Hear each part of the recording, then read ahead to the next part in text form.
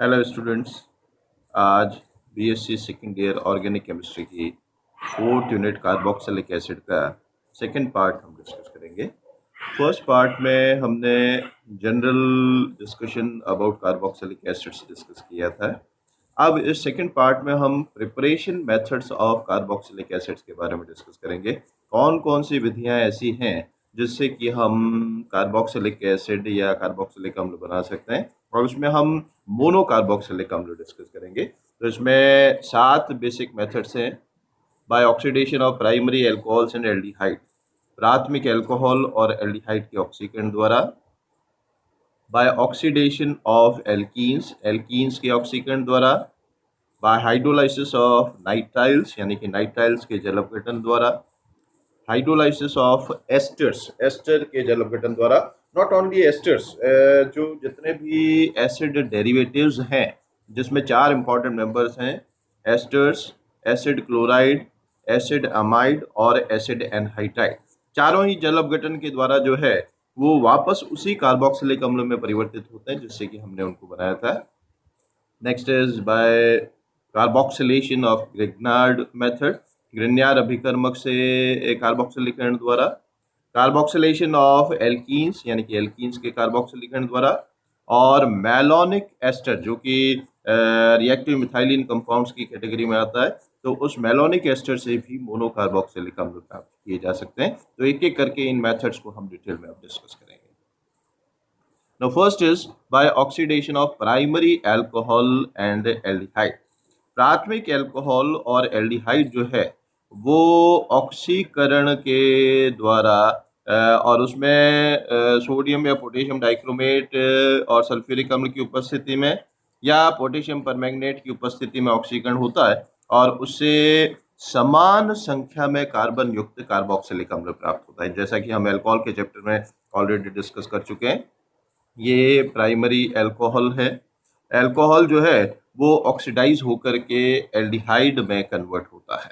Alcohols are oxidise to give aldehyde, और aldehyde जो है they are further oxidised under similar condition to give carboxylic acid. और इसमें carbon की संख्या जितनी एल्कोहल में है उतनी ही एल्डिहाइड में होगी, उतनी ही कार्बोक्सिलिक अम्ल जो प्राप्त हो रहा है उसमें होगी। उदाहरण के तौर पर हम इसमें एथिल एल्कोहल लें, CH3CH2OH, जिसमें 2 कार्बन है। अम्लीय पोटेशियम डाइक्रोमेट की उपस्थिति में ऑक्सीकरण हो रहा है, और इसके ऑक्सीकरण से एसीटल्डिहाइड प्राप्त होता है जिसमें फिर 2 कार्बन है। और एसीटल्डिहाइड का फिर आगे सिमिलर कंडीशन में ऑक्सीकरण होता है, और वो एसिटिक अम्ल में परिवर्तित होता है, और इस एसिटिक अम्ल में भी 2 ही कार्बन है।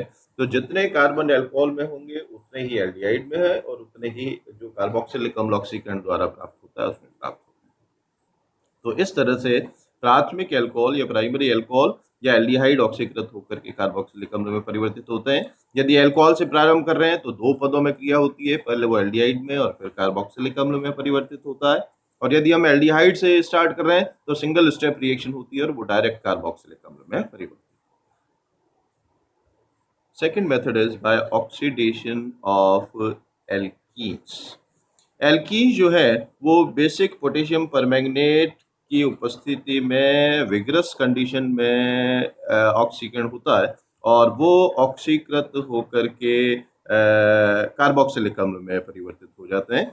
जैसे उदाहरण के तौर पर ये कोई एल्कीन है RCH डबल बॉन्ड CHR, तो इसका जब KMnO4 की उपस्थिति में ऑक्सीकरण करते हैं तो RCOOH प्लस RCOH, यदि यदि यहाँ पर R डैश है तो RCOH plus R dash COOH 2 carboxylic अम्ल में परिवर्तन होता है। तो जो द्विबंधित कार्बन है एल्कीन का, वो द्विबंधित कार्बन COOH में परिवर्तित हो जाता है। उदाहरण के तौर पर यदि 2 ब्यूटीन है, 2 ब्यूटीन में यहाँ पर दोनों R की जगह क्या है, दोनों जगह CH3 ग्रुप है, तो 2 मॉलिक्यूल उसमें एसिटिक अम्ल के प्राप्त हो जाते हैं। पहले इसमें ऑक्सीकरण इस तरह से होता है कि पहले वो डबल बॉन्डेड कार्बन जो है वो एल्डिहाइड समूह में परिवर्तित होते हैं, और फिर उनका आगे जो है वो एसिटिक अम्ल के रूप में परिवर्तन होता है, यानी कि एल्डिहाइड समूह जो है सिमिलर कंडीशन में फर्दर ऑक्सीडाइज होकर के कार्बोक्सिलिक अम्ल में परिवर्तित हो जाता है। तो एल्कीन का इस विग्रस कंडीशन में ऑक्सीडेशन से कार्बोक्सिलिक अम्ल में परिवर्तन।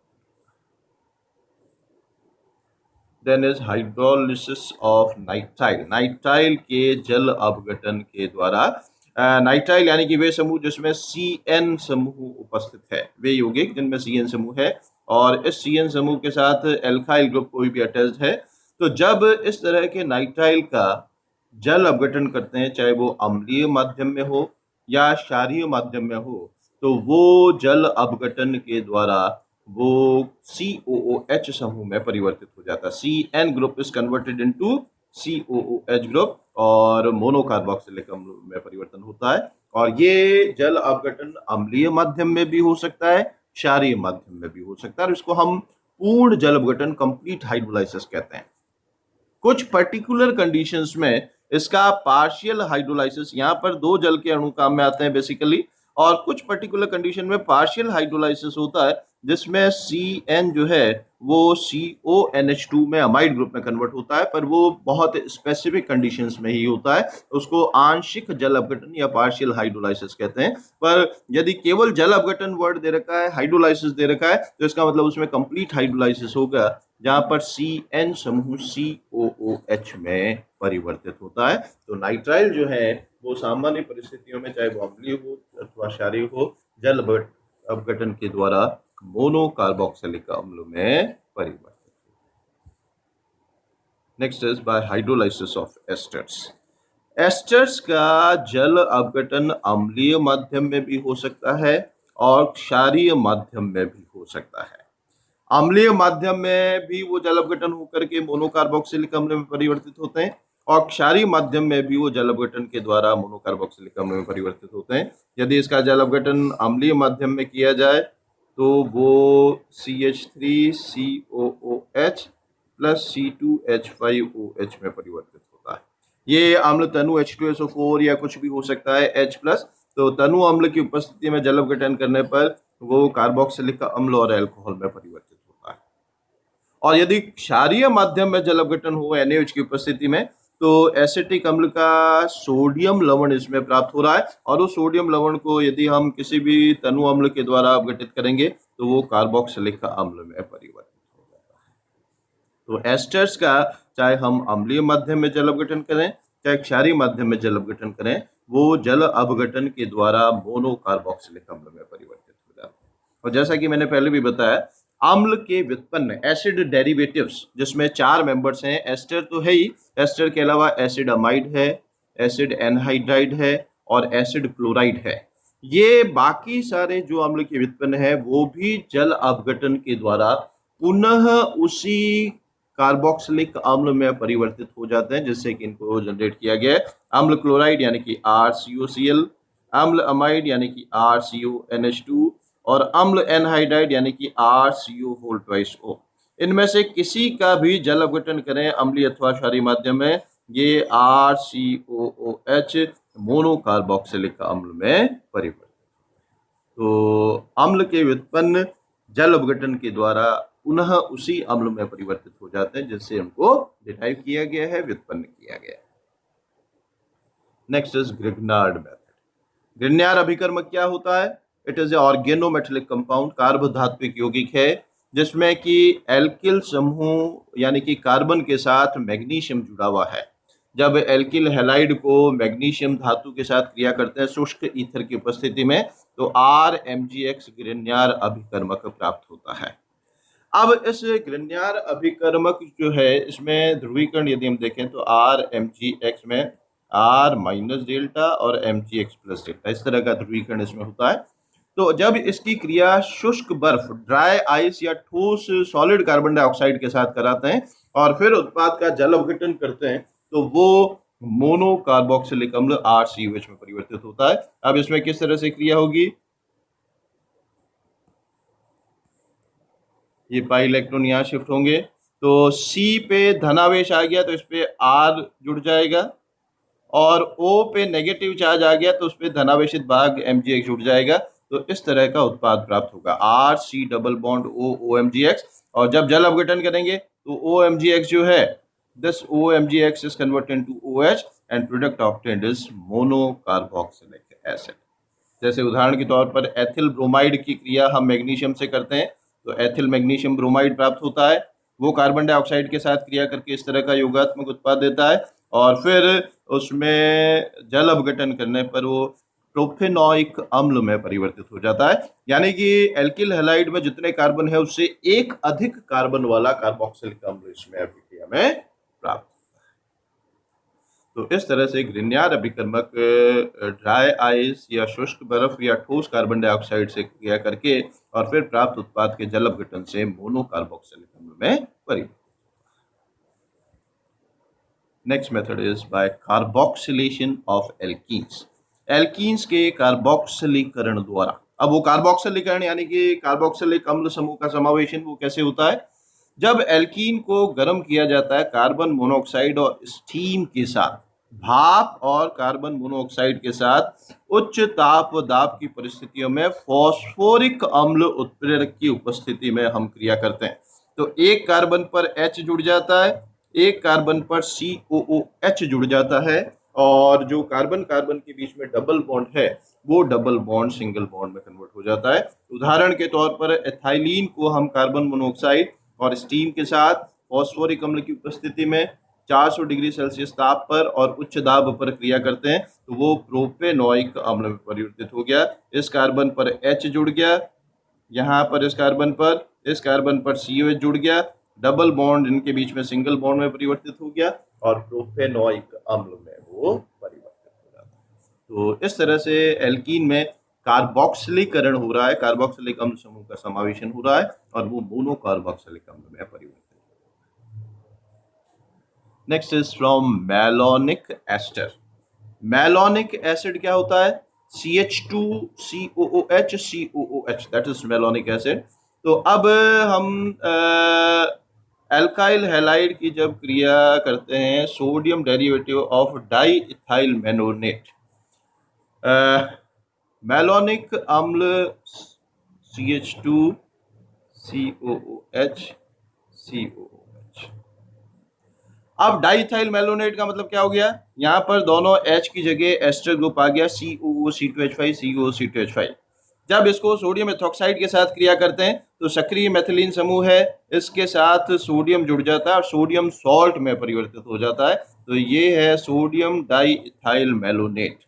इसकी जब हम क्रिया एल्किल हैलाइड से करते हैं तो यहाँ Na की जगह R आ जाता है और alkyl derivative of diethyl malonate प्राप्त होता है। जब इसका जल अपघटन करते हैं तो जल अपघटन करने पर एस्टर समूह जो है वो मोनो कार्बोक्सिलिक अम्ल में कार्बोक्सिलिक अम्ल समूह में परिवर्तित हो जाता है। और अब जब इस उत्पाद को हल्का सा भी गर्म किया जाता है, जब एक ही कार्बन पर 2 CH ग्रुप होते हैं तो वो अनस्टेबल होता है, अस्थायी होता है, तो इसमें वीक कार्बोक्सिलीकरण हो जाता है। यहाँ से CO2 मॉलिक्यूल का एलिमिनेशन हो जाता है और ये H इधर इसके साथ जुड़ करके RCH2COOH मोनो कार्बोक्सिलिक अम्ल में परिवर्तित हो जाता है। तो ये ध्यान रखें, जब भी एक ही कार्बन पर 2 COH समूह हो तो उनको हल्का सा भी गर्म करने पर वो अस्थायी होते हैं, उनमें वी कार्बोक्सिलीकरण होता है और वो मोनो कार्बोक्सिलिक अम्ल में परिवर्तित हो जाते हैं। तो इस तरह से मैलोनिक एस्टर से प्रारंभ करके भी हम मोनो कार्बोक्सिलिक अम्ल, मैलोनिक एसिड जो कि डाई कार्बोक्सिलिक एसिड है, उससे मोनो कार्बोक्सिलिक अम्ल हम प्राप्त कर सकते हैं। तो ये कुछ इंपॉर्टेंट मेथड्स हैं मोनो कार्बोक्सिलिक अम्ल के। अब इसमें यदि हम एरोमेटिक एसिड बेंजोइक एसिड की बात करें तो बेंजोइक एसिड को बनाने के लिए बेंजाइल अल्कोहल प्राथमिक अल्कोहल है, उसको हम ऑक्सीकृत करें KMnO4 की उपस्थिति में तो वो ऑक्सीकृत होकर के बेंजोइक अम्ल में परिवर्तित होता है। टॉल्यूइन जिसमें बेंजीन वलय के साथ CH3 समूह जुड़ा हुआ है, not only toluene, ethyl benzene भी, आइसोप्रोपिल बेंजीन भी, बेंजीन में रिंग में कोई भी एल्किल प्रतिस्थापी जुड़ा हुआ हो और उसके साथ यहाँ पर कम से कम एक हाइड्रोजन होना चाहिए।